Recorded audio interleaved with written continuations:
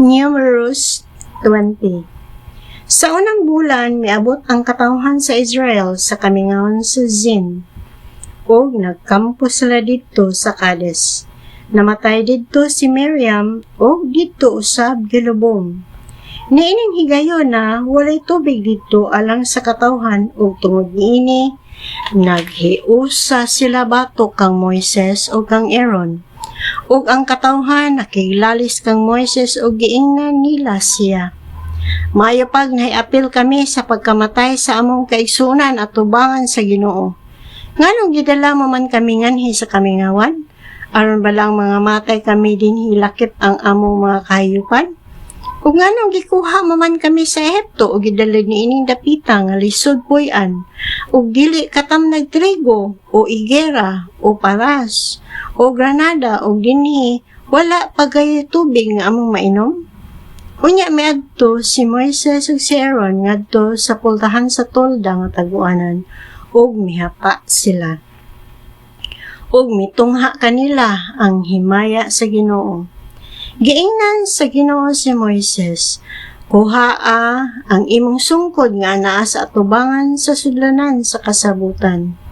Ug tiguman ninyo ni Aaron ang mga tawo. Sultihi kanang bato nga anaa diha o kana mohatag og tubig alang sa mga tawo. Ning paagiha, katagan ninyog mainom ang mga tawo o ang ilang kahayupan. Unya, gikuha ni Moises ang sungkod sumala sa gisugo kaniya sa Ginoo. O gitigom ni Moises o ni Aaron ang mga tawo atubangan sa bato. O mingon siya kanila, "Pamati kamo mga masupilon. Hatagan ba kamo namo og tubig gikan ini maong bato?" Unya giisa ni Moises ang iyang kamot o gibunala niya sa makaduha ang bato o mibulog gikan sa bato ang daghang tubig o nanginom ang mga tawo o ang ilang kahayupan. Apan gibadlong sa Ginoo si Moises ug si Aaron, "Kay wala man ako tuuhin ninyo aron balaan ako sa mga tawo sa Israel. Dili kamo maoy mangulo sa mga tawo ngadto sa yuta nga akong gihatag kanila. Kini mao ang mga tubig sa Meriba. Dinhi gibaso sa katawhan sa Israel ang Ginoo ug dinhi usab gipakita niya nga siya balaan." Nagsugo si Moises ug mga tawo gikan sa Kades ngadto sa hari sa Edomea aron pagsulti sa hari. "Kini mao ang giingon sa inyong mga igsuon, ang mga banay sa Israel, ikaw nasayod sa tanang katalagman nga miabot kanamo.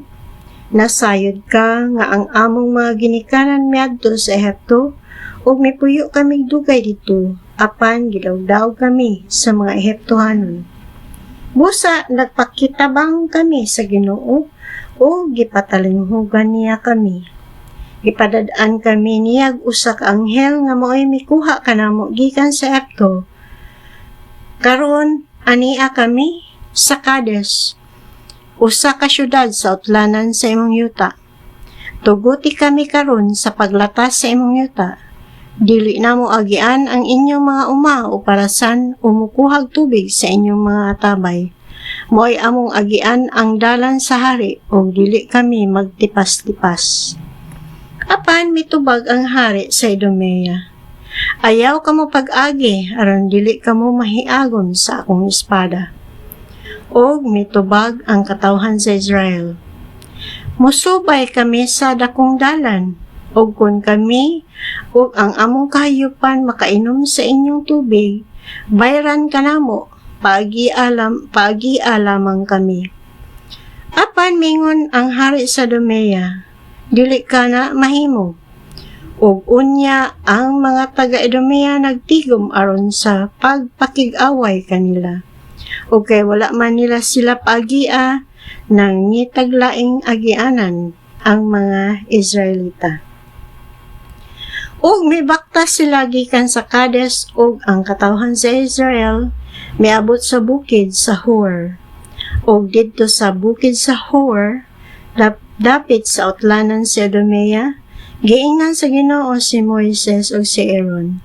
Mamatay dinhi si Aaron ug dili siya makasulod sa yuta nga gihatag ko sa katawhan sa Israel. Kay nagmasupilon man kamong duha sa akong sugo didto sa tubig sa Meriba. Dad-a si Aaron ug ang iyang anak nga si Eleazar ngadto sa bukid sa Hor. Hukasi si Aaron sa iyang bisti sa pagkapari ug isulob kini kang Eleazar nga iyang anak. Didto mamatay si Aaron. Gibuhat ni Moises ang sugo kaniya sa Ginoo ug mitunga sila sa bukid sa Hor at tubangan sa tanang katawhan. O gihukasan ni Moises si Aaron sa imbesti sa pagkapari o gisulob niya kini kang Eleazar. Ug namatay si Aaron didto sa tumoy sa bukid.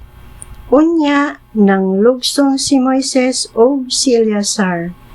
Ug sa pagkasayad niini sa katawhan nga patay na si Aaron, ang tibuok banay sa Israel nagbangutan alang kaniya sulod sa 30 ka adlaw.